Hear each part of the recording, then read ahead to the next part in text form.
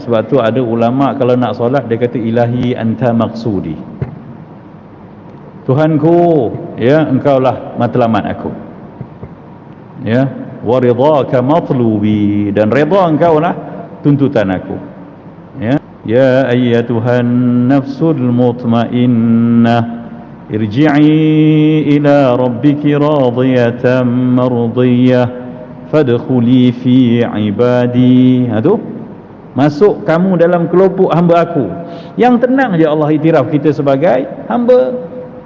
Bismillahirrahmanirrahim. Bismillahilladzi la yadurru ma'asmihi syai'un fil ardi wa la fis sama'i wa huwas sami'ul alim. Uhyikum bi tahiyyatil Islam, tahiyyati ahlil jannah, wa tahiyyatuhum fiha salam. Assalamualaikum warahmatullahi wabarakatuh. Alhamdulillah. Alhamdulillahilladzi arsala rasulahu bil huda wa dinil haqq wa kafa billahi shahida. Asyhadu an la ilaha illallah wahdahu la syarika lah, rabbul ardi was samawati wal ula, wa asyhadu anna muhammadan abduhu wa rasuluhu النبي المصطفى.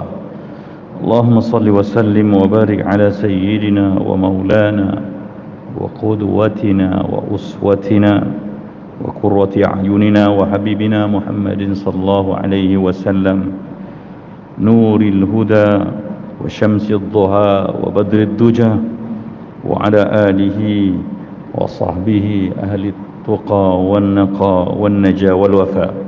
سبحانك لا علم لنا إلا ما علمتنا إنك أنت العليم الحكيم. لا حول ولا قوة إلا بالله العلي العظيم. أما بعد. Dimuliakan Tuan Imam, Tuan Bilal, memimpin solat jemaah fardu subuh kita pada pagi ini, sewarga jawatan kuasa Qarya Masjid Taqwa,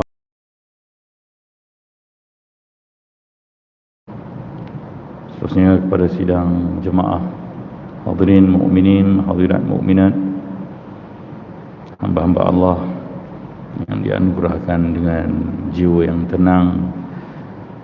Moga-moga Allah Subhanahu wa taala terus merahmati kita dalam suasana ketaatan sebegini.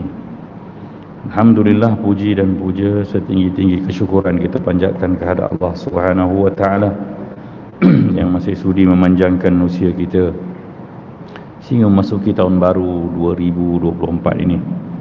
Begitulah, masa yang bergerak ini sepatutnya jadi bahan muhasabah pada diri kita. Kerana itulah yang selalu diperingatkan oleh Allah Subhanahu wa taala tentang masa. Allah bersumpah dengan setiap masa yang kita lalui. Wal fajri, kata Allah, demi waktu fajar. Wad duha, demi waktu duha. Wan nahari idza tajalla, demi siang apabila dia cerah menjelma. Wal laili idza yaghsha, demi malam yang apabila dia gelap meliputi, menutupi semuanya. Wal asri, demi masa secara umumnya. Innal insana lafi khusr, sesungguhnya manusia benar-benar dalam kerugian. Intinya Allah bercerita tentang masa ni merupakan satu benda yang kita menjadi rugi karenanya kalau kita hanya kekal sebagai insan biasa. Subhanallah. Artinya kita bukan siapa-siapa kalau kita hanya seorang insan. Sebab Allah janjikan kerugian. Innal insan, yang sesungguhnya manusia, insan itu benar-benar dalam kerugian. Sebab tu Allah bagi pengecualian. Tak nak rugi, ada 4 identiti pada diri kita. Alladzina yu'minu illal ladzina amanu. Pertama sekali ada cerita iman dalam hidup kita, ada suasana keimanan. Wa amilus salihat, ada amal saleh. Alhamdulillah, kita Allah resikan jiwa-jiwa yang mahu beramal saleh, berada dalam suasana ketaatan, mengunjungi, mengulang-alik ke masjid. Ini merupakan petanda orang yang tidak rugilah.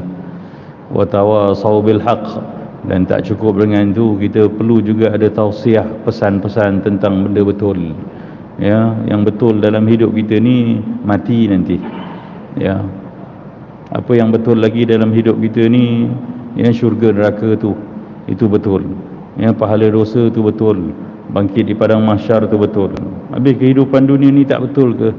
Ya, Allah sebut kehidupan dunia ni wa mal hayatud dunya illa mata'ul ghurur. Dia betul tapi dia menipu. Ya. Jadi siapa yang percaya pada penipu, dia tertipu lah. Ya. Tidak adalah kehidupan dunia ni melainkan keseronokan mata benda yang al-ghurur, yang menipu. Jadi sifatnya menipu ni, siapa yang percaya pada yang penipu, dia teranyaya lah. Maka kita berwaspadalah dengan kehidupan dunia yang kadang-kadang nampak membahagiakan, tapi bahagia di dunia apalah sangat. Yang sangat, ya, kadang-kadang memberi, ya, kemasyhuran, kemenangan, kejayaan, tapi dia bersifat fana, binasa, akan sirna, hilang dari hidup kita. Maka sebab tu Allah pesan pada kita, wal akhiratu khairu wa abqa. Ingat, akhirat tu lebih baik dan lebih kekal. Tapi begitulah, Allah kata bal tuhibbunal ajilah, tapi kamu suka juga yang instan ni. Wa tadharunal akhirah, dan kamu biarkan, kamu abaikan akhirat yang kekal abadi. Begitulah kepentingan hidup dalam bertazkirah. Moga-moga kita hidup dalam suasana penuh kebaikan ini, insya-Allah. Hadirin berbahagia, sidang jemaah yang dikasihi, selawat dan salam juga kita utuskan buat junjungan besar, sumber rahmat Allah dalam hidup kita. Yawma arsalnaka illa rahmatan lil alamin. Allah kata, kami tak utus engkau wahai Muhammad melainkan sebagai simbol kasih untuk seluruh alam buana ni. Jadi begitulah kita. Moga-moga kita pandai mencari kasih Allah dengan berselawat ke atas Nabi sallallahu alaihi wa alihi wa sahbihi wa baraka wasallam. Alhamdulillah, pada pagi ini kita dapat bersama lagi untuk menyambung perbincangan merujuk kepada buku Khusyuk Solat. Belumkah sampai masanya? Belumkah sampai masanya? Dan pada pertemuan lalu dulu, 2 bulan sudah, kita telah bercerita tentang muhasabah pertama kita, tentang bagaimana tafakur pertama kita, solat tanpa khusyuk sampai bila. Ya, kita nak solat tanpa khusyuk ni sampai bila? Adakah sampai hujung nyawa kita? Sebab ada persoalan yang Allah tanya kita dalam surah Al-Hadid, ayat 16 tu. Allah tanya, a'udzu billahi minasyaitonir rajim, alam ya'ninil ladzina amanu an takhsha'a qulubuhum li dzikrillah. Belumkah sampai masanya bagi orang-orang yang beriman itu untuk tunduk, khusyuk hati mereka mengingati Allah. Kita dah cerita, ya, perkara ini dan telah pun kita bahaskan bersama. Jadi sebenarnya rumusannya kita dah menyatakan bahawa pertanyaan Allah itu bukan untuk kita jawab. Ya, kita tak perlu jawab belum lagi, ya Allah, ya, nanti dululah, tunggu 10 tahun akan datang, 3 tahun lagi ke, tak perlu. Ya, begitu juga tak perlu kita katakan insya-Allah, ya, nanti saya buatlah, tak perlu. Sebenarnya ia bukan pertanyaan, tapi ayat Quran itu yang Allah tanya kita, belum sampaikah masanya untuk kita khusyuk ingat Allah, adalah sebagai teguran Allah. Tak cukup-cukup lagi ke kelekaan? Tak boleh ke peruntukan masa yang memang kita menghadap dia ni untuk kita setia, ya, fokus, penuh perhatian, penuh khusyuk menghadap dia? Sedangkan itulah keperluan jiwa kita yang hari ini kita nak bicarakan. Hari ini kita masuk membicarakan muhasabah kedua kita, iaitu solat ni untuk apa sebenarnya. Takut kita sampai hari ini pun kita tak tahu kita solat. Yalah, kita tahulah kita datang sembahyang sehari semalam 5 waktu, tambah lagi dengan yang sunat-sunat tu, tapi solat ni untuk apa? Mari kita tengoklah. Takut kita sampai hari ini pun kita tak tahu tujuan solat. Ya. Apa kata kita tengok Allah sendiri kata apa tentang solat ini, ya, matlamat solat. Kalau kita belum sedar apa tujuan dan kenapa kita bersolat, Allah Subhanahu wa ta'ala sebenarnya secara terus terang memberitahu kepada kita dalam surah Taha, surah yang ke-22, pada ayat yang ke-14, Allah menjelaskan begini, a'udzu billahi minasyaitonir rajim, innani anallah, kata Allah, sesungguhnya aku inilah Allah, Tuhan kamu, la ilaha illa ana, ya, tidak ada Tuhan sembahan selain aku. Jelas Allah sebut, ya, fa'budni, maka sujudlah pada aku, sembahlah aku, wa aqimis salata li dhikri, ini jelas Allah kata, dan bangunkan, dirikan salat, ya, untuk ingat aku. Jelas, dirikan salat untuk apa? Li dhikri, untuk ingat Allah. Inilah matlamat salat, inilah tujuan salat. Jadi sesiapa yang solat tapi tak pernah ingat Allah, artinya solat dia belum sampai ke mana-mana, ya. Dia berjalan ke satu destinasi tapi tak sampai-sampai. Dia nak balik kampung, ya, tapi dia duduk kat RNR, tak sampai-sampai. Orang tunggu, dia tak sampai-sampai. Jadi, ya, ada masalah besar sebenarnya pada siapa yang solat, daripada mula dia Allahu Akbar sampai dia beri salam, tapi Allah tak ada dalam minda dan jiwa dia. Masalah besar, ya. Begitulah nanti kita ada perbahasan tentang betapa solat kita ni ada 5 darjat, dan ramai orang bersolat di darjat kedua, iaitu solat tapi tak ingat Allah. Lalai. Jadi sedarlah tujuan solat adalah untuk mengingati Allah. Sungguh tiada Tuhan yang layak disembah selain Allah, maka sembahlah dia dengan sepenuh jiwa raga. Kita kena sembah Allah ni dengan jiwa kita, dengan raga kita. Raga ni fizikal kita lah, raga ni bakul, kan? Kita tak perasan kalau sebut jiwa dan raga, kita tak perasan, tapi bila sebut raga seketul, kita, oh, raga ialah bakul lah, ya. Takkan kita nak sembah Allah dengan hanya raga je tanpa jiwa? Sebab kalau kita beli durian, kita bawa balik durian, kita tak bawa balik raga. Kita pergi kat tempat orang jual durian, ya, kita beli durian banyak, dia bagi satu hadiah, satu raga, kita pun seronok, alhamdulillah, terima kasihlah, senang nak bawa. Tapi kalau dia kata, cik, tak apa, saya bagi lagi 1 biji raga ni free awak, kita pun tengok di atas bawah, wah, apa raga banyak-banyak, lepas tu ekstra 1 biji durian lagi lah, sebab konten tu lebih penting, ya. Jiwa kita tu yang utama, bukan, ya, fizikal kita semata-mata. Tapi kita perlukan fizikal sebab kita adalah manusia. Begitulah sepatutnya kita menyibukkan diri kita tentang solat kita yang kadang-kadang tak ada rasa bertuhan ini. Kita risau, ya, solat kita tak sampai ke mana. Sedanglah solat tanpa ingat Allah tidak sampai ke matlamatnya. Sebab Allah kata tadi, fa'budni wa aqimis salata li dhikri, sembahlah aku. Betul, kita dah sembah Allah, physically kita dah sembah, kita dah mata kita pasak ke tempat sujud, ya, kita dah rukuk, kita dah sujud, itu memang sembah. Dalam bahasa Melayu itulah maksud sembah. Tunduk dan bongkok, sujud, itu sembah. Tapi Allah kata matlamat daripada apa yang kita buat itu li dhikri, untuk ingat dia. Sesungguhnya solat tanpa mengingati Allah adalah tidak sempurna, cacat dan tercela. Tak sempurna. Tak ada orang suka benda tak sempurna, ya. Cacat apatah lagi. Kita kalau mengalami kecacatan pun kita dah kurang selesa, ya. Ada anggota-anggota keluarga kita yang cacat pun kita rasa kesian dan simpati pada kecacatannya. Apatah lagi kalau tercela. Tapi memang Allah sebut kan, fawailul lil musallin, yang dah sembahyang tu Allah kata celaka, tercela. Wail ini satu lembah daripada neraka Jahannam. Allah peruntukkan khas untuk orang yang dah solat. Masalah artinya, subhanallah, ya. Jadi kita kalau tak pernah merasa bertuhan ketika mana kita sebut Allahu Akbar, Allahu Akbar, Allahu Akbar, setiap kali nak pindah gerakan tu semua kita sebut Allahu Akbar, tapi Allah tak pernah besar pada jiwa kita, hanya berlega tentang cerita dunia dalam solat kita, maka kita kena risaulah. Kita kena risau dan tak boleh senyum, Kita tahu kadang-kadang kita dah solat, tapi sampai tak solat kita ni, itu yang kita risaukan.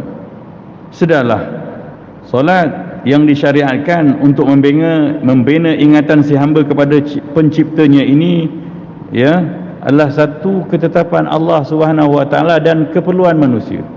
Kita ni Allah programkan ada solat sehari semalam 50 kali asalnya, tuan-tuan. Dia sebenarnya sebab keperluan manusia itu sendiri. Sebab manusia, kalau dia tak ada Allah dalam hati dia, maka dia tak akan boleh jadi manusia. Dia akan mungkin jadi singa, jadi buaya, apa lagi tak tahulah. Sebab bila ada rasa bertuhan, itulah dia akan jadi orang yang tak cepat nak mengamuk, mampu bersabar, mampu tenang dalam keadaan. Sebab dia tahu Allah perhatikan dia sedang diuji. Tapi bila Allah lekang dari hatinya, maka dia akan bebas dengan sikap insaniah dia tu. Insan ini, bila kita rujuk ke dalam Al-Quran, banyak antara sebutnya bila mana cerita tentang kehidupan manusia. Allah kata, inna aradnal amanat ala samawati wal ardi wal jibal. Sesungguhnya kami dah pernah tawarkan amanah ni. Amanah apa? Untuk jadi khalifah, pentadbir, pengurus dunia ni, bumi ni.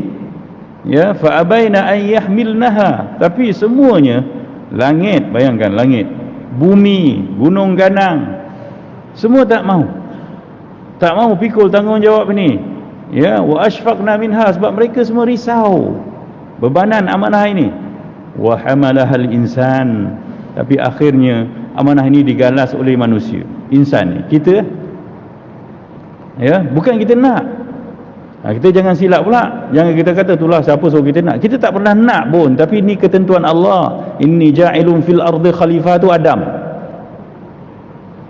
Jadi apa ceritanya? Allah cerita hakikat manusia yang memegang amanah yang besar ini. Apa dia? Allah kata, wa hamalahal insan innahu kana zaluman jahula. Manusia yang pegang amanah jaga bumi ni, pengurus bumi ni, innahu kana zaluman jahula. Dua sifat manusia yang Allah. Dia ni ada sifat zalim satu, yang keduanya jahil. Allahu akbar. Zalim ni apa? Zalim ni selalu orang yang tak kena tempat dia. Zalim ni dalam bahasa Arab meletakkan sesuatu tak kena pada tempat dia.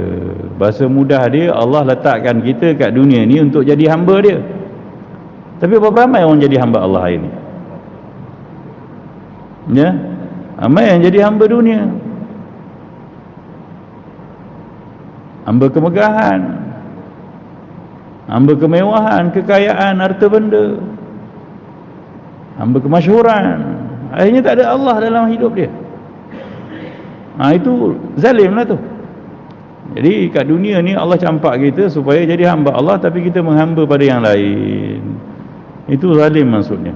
Sebab tu ada ungkapan, la ilaha illa anta subhanaka inni kuntu minadh zalimin. Kita kata kita ni zalim diri kita sebab apa? Sebab kita sepatutnya taat Allah, tapi kita tak ikut kata Allah, kita buat dosa, kita langgar syariat dia, maka kita zalim. Kita gagal meletakkan diri kita di posisi sebenar kita. Itu zalim maksudnya.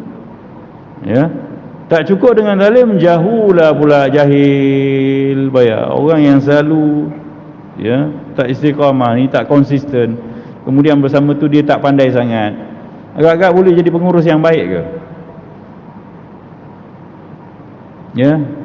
Allah bagi ayat ni pada kita supaya kita sedar diri. Artinya awak bukan siapa-siapa kalau hanya sebagai manusia nak duduk di atas dunia ni dengan perangai awak yang selalu menzalimi diri sendiri dan tak cukup ilmu pengetahuan. Maka artinya kita kena bertaut dengan Tuhan. Kita kena bersolat dengan sedar kita ada Tuhan yang kita sembah. Barulah kita kuat untuk jadi hamba Allah. Jadi bayangkan, manager ni, pengurus dunia ni, dia ni tak cekap, dia cemerkap. Dia lalai, dia leka, dia selalu culas. Dan itu watak dia. Dan kemudian dia tak cukup ilmu pun. Yang dah lah tak cukup ilmu, tak rajin mengaji, tak rajin berkursus, maka dia kekal dengan kegagalan gitulah. Sebab tu kita kena duduk dalam suasana ketaatan, ya. Dan sembahyang ini adalah untuk ingat Allah, ya. Sungguh itulah tujuan dan matlamat solat, bukan ingat selain dia. Jadi ruang yang sangat eksklusif dan singkat ini, kalau kita tak manfaatkan betul-betul, kita akan gagal jadi manusia. Kita akan gagal jadi hamba Allah. Perasan tak? Ramai di kalangan kita yang sembahyang, tapi lepas sembahyang pun tak berjaya jadi hamba Allah. Itu bahasa yang senang lah. Tak boleh nak tinggal dosa, tak boleh nak ingat Allah, lalu ya, tak mengumpat orang, tak mengata orang, tak menzalimi orang. Kita tak ingat Allah, sebab itulah kita buat benda-benda tu semua. Dan tujuan Allah syariatkan solat yang begini banyak, asalnya 50, tapi akhirnya kekal dengan 5 sahaja. Tujuannya untuk recharge kita punya jiwa hamba ni, ya. Perasan tak, kita kadang-kadang kita pakai handphone, senang analoginya handphone lah. Handphone kita ni kadang-kadang malam-malam kita charge, kan, kita pun tonyoh masuk gitu je, kita pun lelap. Bangun-bangun pagi tu, Allah, tak masuk punya charge, tinggal 3% je. Berapa lama handphone kita boleh bertahan? Untuk jadi handphone lah, dia tak boleh jadi hamba Allah. Ya, pukul 8 pagi kita dah mengadang lah. Nasib baik ada lagi, ya, charger dekat kereta dan sebagainya. Begitulah kita. Kalau kita dah semayang pun tapi tak ingat Allah, ibarat handphone yang kita charge tapi tak masuk kabel dia tadi. Maka kita semayang tapi tak ada power untuk jadi hamba Allah. Tak ada power nak kata tak apalah, orang kata kat kita, kita pun senyum macam Nabi sallallahu alaihi wasallam. Sebab apa? Sebab semayang kita tak berkhasiat. Sembayang kita tidak berkhasiat. Kita semayang dan kita rasa berbangga sangat, nyaman sangat dengan sembahyang kita, tapi sebenarnya sembahyang kita bukan apa-apa pun. Sebab sembahyang untuk membina ingat pada Allah, dan bila ingat pada Allah, manusia akan jadi hamba Allah. Dia akan melayani dunia ni sebagai hamba Allah. Tapi kita dah solat, kenapa solat kita tak boleh berperanan? Sebab ketika solat kita tak ingat Allah. Kalau ketika solat yang penuh dengan sebutan Allahu Akbar, Allahu Akbar, Rabb Subhana Rabbi, Rabbighfirli, semuanya Tuhan, Allahumma hadini, sembahyang subuh lagi, tapi tak ada Allah, tak pernah ada pun rasa bertuhan.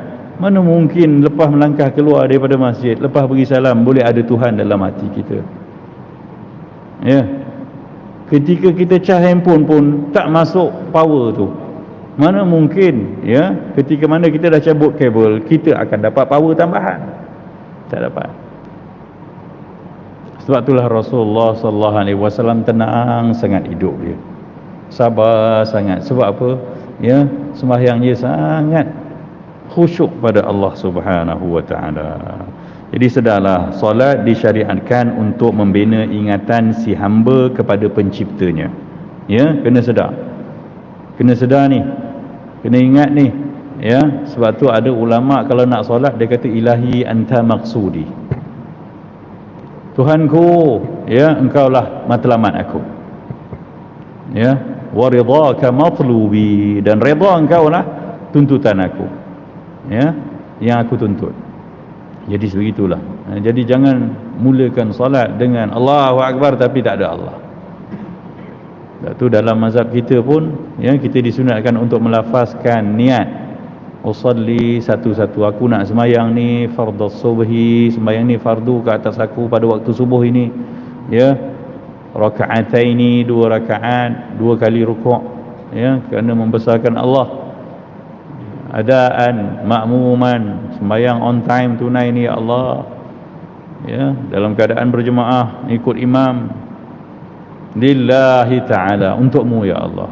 Itu yang mahal tu. Bila kita melafaz lillahi ta'ala tu, besarlah sembahyang kita. Jadi itu tujuan solat. Cuma ada persoalan lanjutannya. Kita akan bertanya, ingat Allah nak buat apa? Ingat Allah untuk apa?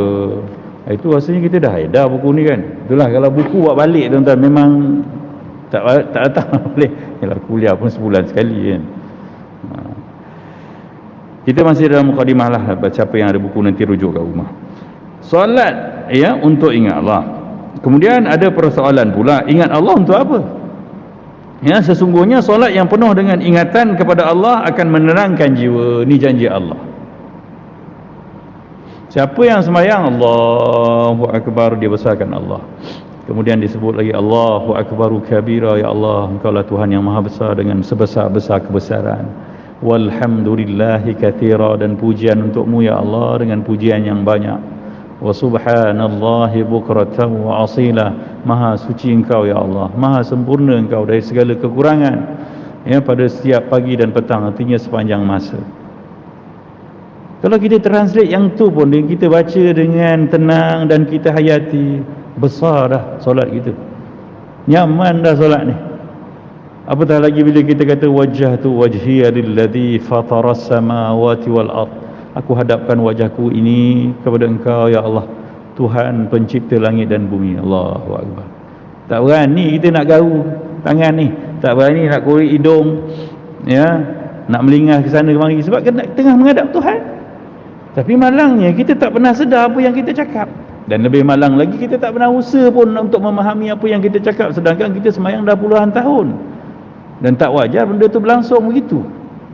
Sebab apa? Kita tak pernah buat benda yang tak faham dalam keadaan berulang-ulang, ya, dan kita lazimi dia, tak boleh.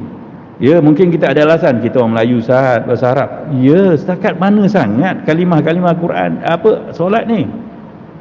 Fatihah, doa iftitah tadi, kan? Bacaan rukuk, subhana rabbi, maha suci Tuhanku, al-azim, yang maha besar, wa bihamdih, dan segala puji untuknya. Kalau itu kita translate dan kita hayati, besarlah Allah, dan kita tunduk tu, rasa betul-betul tunduk. Dan kita repeat pula 3, 5, 7, 11. Ada fuqaha kata sebaiknya 11, baru rasa betul-betul yang kebesaran Allah dan hina diri kita tu. Tapi kita tak pernah peduli. Jadi tak adalah rasa tu. Jadi ada muhasabah untuk tanggungjawab lah, buat sesuatu lah dalam hidup kita. Jadi memang sepatutnya kita tenang. Orang yang dah solat sepatutnya dia tenang, sebab dia baru cakap dengan Tuhan. Antara benda yang sangat indah kita cakap dalam Tuhan apa? Rabbighfirli warhamni, ya Allah ampunkan aku, kesian kat aku ya Allah. Kita translate bahasa jiwa kita lah. Wajburni, wajburni apa? Tampung kekurangan aku ya Allah, aku ni cepat marah, bagilah aku sikit rahmat supaya aku jadi penyabar sikit. Ya, aku ni mengatas, ya, suka, ya, belagak, sombong, kawan-kawan pun nyampah, kesian kat aku ya Allah, aku tahu Engkau tak suka aku begini. Itu feel dia. Tapi nak feel macam mana kalau tak faham? Ada tanggungjawab. Ya, dalam buku ni pun kita dah bahaskan nanti dalam bab dia lah.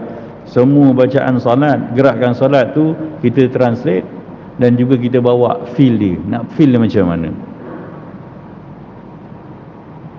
Jiwa yang tenang adalah keperluan setiap insan untuk mengharungi segala cabaran dan rintangan hidup di dunia. Dia keperluan kita. Ya. Sebab itu bila mana Allah perintahkan kita untuk khusyuk, itu sebenarnya, ya, adalah kerana Allah sayang kat kita. Kita ni Allah perlu, ya, Allah perlukan kita ni khusyuk. Jadi Allah siapkan solat ni supaya kita dapat. Macam anak kita lah, dulu nak pergi sekolah, kita tak ada duit, mak kita bawakan bekal supaya dalam perjalanan pergi ke sekolah, balik ke sekolah tu, nak sampai ke rumah dia taklah kebulu sangat. Tapi kita tak nak bawa bekal, malu kat kawan-kawan dulu kan. Macam saya dulu tak suka bawa bekal, orang jantan kan. Maka kebuluran lah, tak cukup lah bekalan tu. Dah bawa bekal pula, bawa Tupperware je, isi tak ada. Lagi kan tu itulah solat yang tak ada ingat Tuhan. Artinya siapa yang terus-terus solat tapi tak pernah usaha nak ingat Allah, artinya dia bawa Tupperware ke mana-mana tapi dia tak bawa apa-apa bekalan. Ada masalah sebenarnya. Siapa yang selesa dengan Tupperware ke mana-mana tapi tak ada apa-apa dalam tu, itulah solat yang tak ada konten. Jadi dia keperluan manusia. Kalaulah bukan keperluan manusia, kenapa Allah nak suruh kita semayang dulu, ya, sampai 50 kali? Asalnya memang kalau nak cukup kena sembahyang 50 kali. Sebab tu Nabi SAW sembahyang malam banyak. Sebab yang fardu dah tinggal 5. Tapi kita yang 5 pun tak boleh jaga. Tapi tuan-tuan lah, tuan-tuan alhamdulillah sifat. Sebab tu kena sembahyang sunat lagi tuan-tuan. Kena rajin sembahyang qabliyah ba'diyah ni, sembahyang sunat yang lain untuk bantu ingatan pada Allah ni semakin besar. Tapi jangan terus takbiratul ihram tanpa Allah dirasakan kita berhadap dengan dia. Sebab dunia ni sangat mencabar. Kalau kita tak boleh ingat Allah, kita akan gagal dalam kehidupan dunia ni. Perasan tak? Ya, nak jadi hamba Allah ni kena jiwa yang tenang.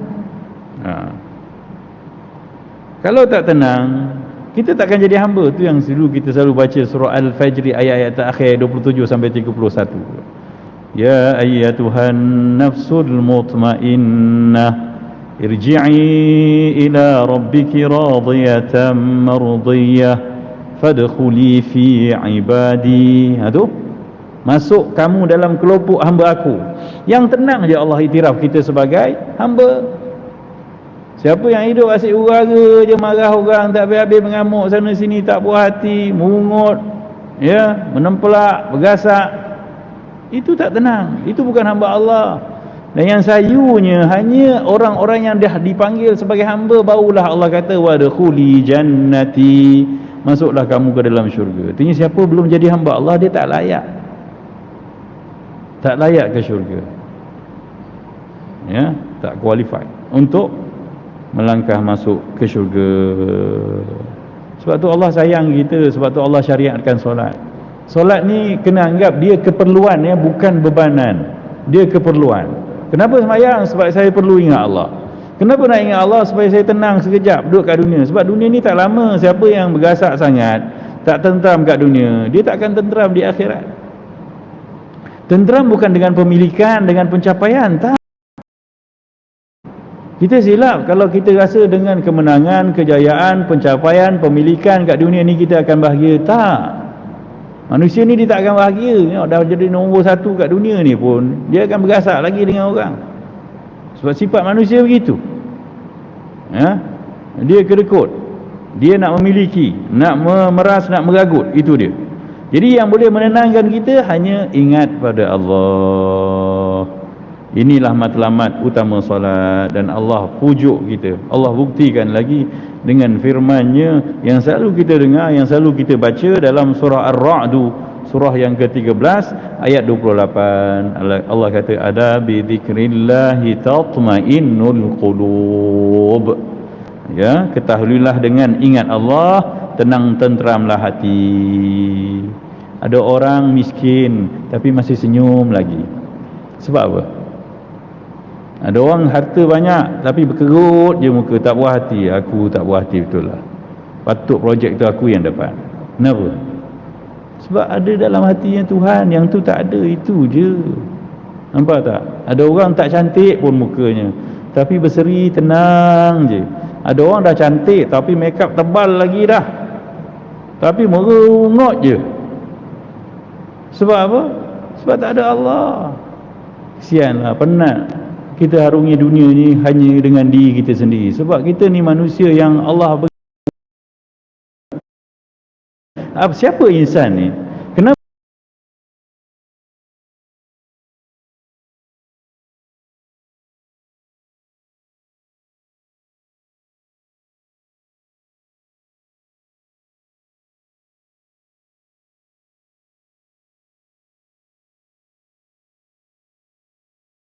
Allah kata dalam ayat surah Al-Asri tu, manusia ni kalau dia hanya manusia, dia akan rugi. Sebab antara lain Allah pernah sebut innal insana khuliqa halu'a. Manusia ni Allah ciptakan dengan watak keluh kesah. Dia resah gelisah, dia tak akan tenang. Jadi kalau nampak orang melabah, resah gelisah, okeylah tu, sebab dia manusia.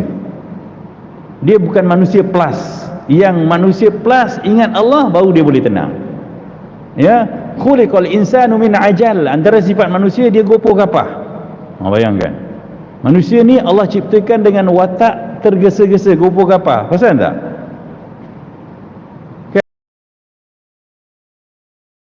kita yang kita tak pernah didik dengan sabar. Dia lahir sebagai manusia yang membesar dengan fizikal dia, dengan jiwa yang biasa, manusia biasa. Bila ada tekanan sikit, dia akan tergesa-gesa. Nak cepatlah mak, nanti cikgu marah tu. Itu sifat manusia. Hebat ke benda-benda tu? Kita pun pernah tergesa-gesa kan. Ya, kita pun kadang-kadang macam saya nak pergi kerja, nak cepat, oh terlambat dah. Ya, bergegas ke mana-mana, kali tengok Allah, bila tergesa-gesa ada benda tinggal, handphone pula tertinggal, nak patah balik lagi lama. Begitulah. Wa khuliqa, apalah Allah sebut lagi, khuliqal insanu dha'ifa. Manusia ni dicipta dengan watak yang lemah. Allahu akbar. Semuanya tak best tentang kita. Bila sebut insan, tengok dalam Al-Quran, semua sifat lemah kita. Bila dah lemah, ya, sedarlah kita tak akan kuat melainkan bersama Allah. Maka Allah ni maha mesra dengan kita. Dia offer kita, ya, untuk mendampingi dia. Wa idza sa'alaka 'ibadi 'anni fa inni qarib. Allah kata, Muhammad, bila ada hamba-hamba aku tanya tentang aku, cakap aku dekat. Tapi kita yang tak nak dekat. Dah dekat, buat tak layan pula. Sembahyang kan dah dekat dengan Allah, tapi tak sedar. Ya, kita ni nak minang anak orang, pak mentua dah depan, tapi kita sembang dengan kawan je. Macam mana agak-agak? Ya, budak ni bukan ni ke nak jadi, kata nak jadi menantu aku, tapi macam tak layan je, dia sembang dengan kawan dia, ataupun main handphone je. Begitulah kita yang ada Allah, tapi tak rasa berhadapan dengan Allah. Sedangkan ungkapan-ungkapan kata kita sangat hebat. Allahu Akbar, hebat tak?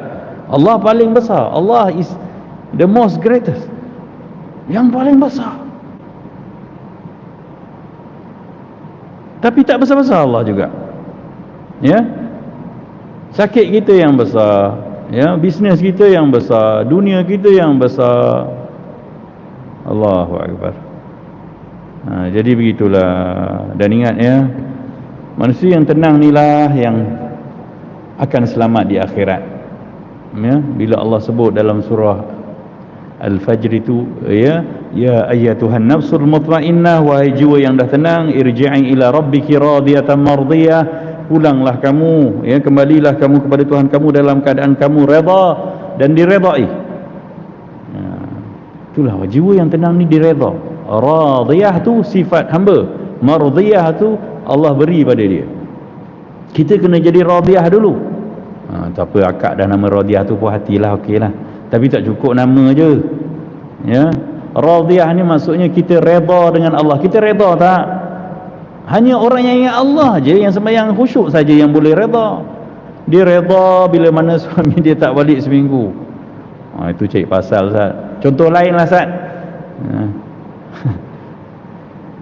Kan, ya, benda-benda dalam kehidupan kita ni ada benda yang kita urus dengan syariat, dengan hukum hakam, dengan undang-undang. Tapi di hujungnya kita kena ada rasa Tuhan kita yang menentukan, maka aku redha ya Allah. Itu maksud saya. Okey. Dan siapa yang jadi hamba yang redha dalam hidup dia, barulah dia akan dapat mardiyah, diredai oleh Allah. Ada juga nama mardiyah kan? Orang perempuannya nama lah, orang lelaki radhi lah. Mardi tak ada kan? Mardi nama macam tapi orang Jawa ada nama Mardi kan? Subhanallah. Jadi kita kena usahakan, sebab hanya orang yang puas hati, redha. Redha bahasa Melayu maksudnya puas hati. Kita ni asyik tak puas hati dengan Allah kan? Allah uji sikit, kita bongol, Allah kenapalah aku juga yang kena, orang lain tak boleh ke? Tu tak puas hati itu dengan Allah. Orang yang puas hati, ya Allah aku terima, ya Allah dosa aku banyak, aku terima. Kalau inilah syurga aku terima, ya Allah. Itu orang redha. Tak kira apa pun yang Allah datangkan, sebab memang Allah yang datangkan. Walaupun manusia-manusia yang jadi pelaku-pelakunya itu pelakon-pelakon je yang Allah datangkan dalam hidup kita. Dia ada cerita dia dengan Tuhan dia, kita ada cerita kita dengan Tuhan kita, Tuhan yang sama. Subhanallah. Jadi kalau tak ada ingat Allah, kita pasti gagal. Ya, sebab tu Allah panggil siapa yang dah puas hati dengan Allah, fadkhuli fi ibadi, kamu masuk dah dalam kelompok hamba aku. Wadkhuli jannati, barulah boleh masuk syurga. Subhanallah. Jadi moga-moga kita kuatlah. untuk berfikir macam mana untuk memastikan ketika kita menghadap Allah kita khusyuk.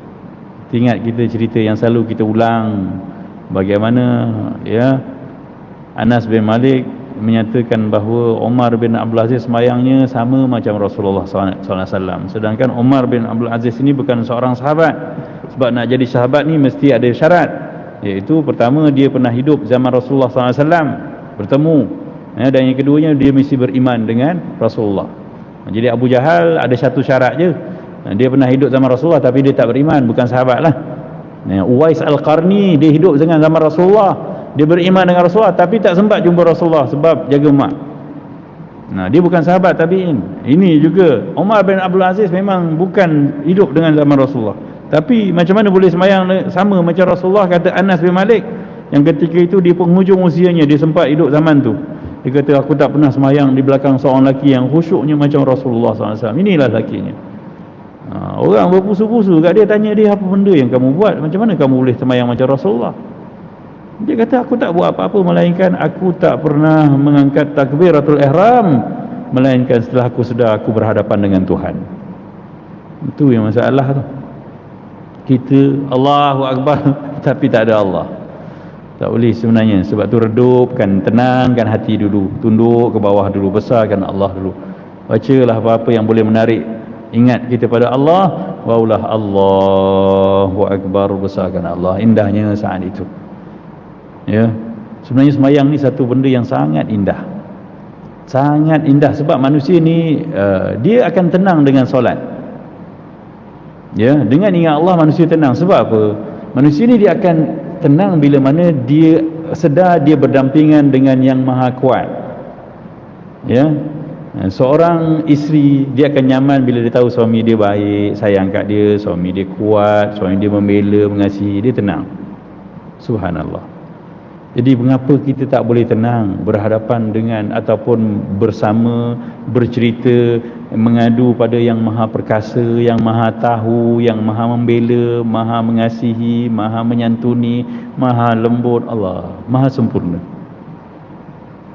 Masalahnya satu je, kita tak sedar kita ngadap dia, itu je.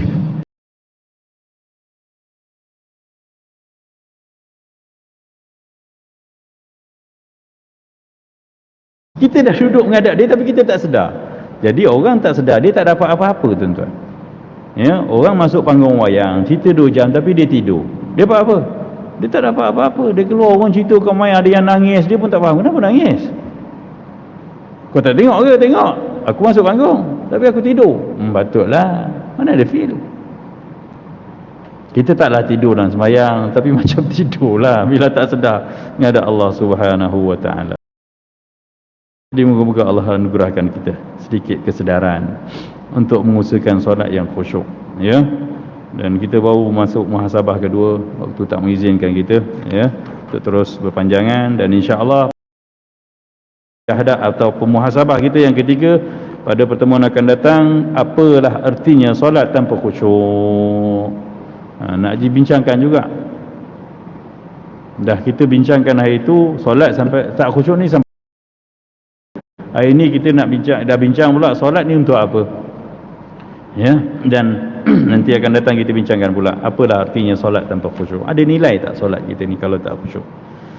Sampai di sini dulu, moga-moga ada kebaikan. Kita hanya nak spark kesedaran supaya kita tahu bahawa ada banyak benda-benda yang kita kena lakukan dalam hidup ni, ya, supaya kita tak sibuk membicarakan orang kiri kanan kita.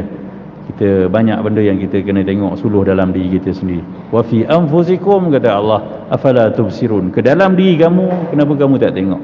Allah tegur tu.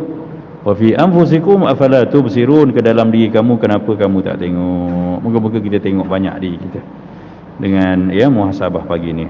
Qul qawli hadza wa astaghfirullahal azim li wa lakum wa lisairil muslimin. Bismillahirrahmanirrahim. Alhamdulillahirabbil alamin. الصلاة والسلام على أشرف الأنبياء والمرسلين سيدنا محمد وعلى آله وصحبه أجمعين. اللهم علمنا ما ينفعنا وأنفعنا مما علمتنا. ربنا زدنا علما وارزقنا فهما والحمد لله رب العالمين. Maaf. Assalamualaikum warahmatullahi wabarakatuh.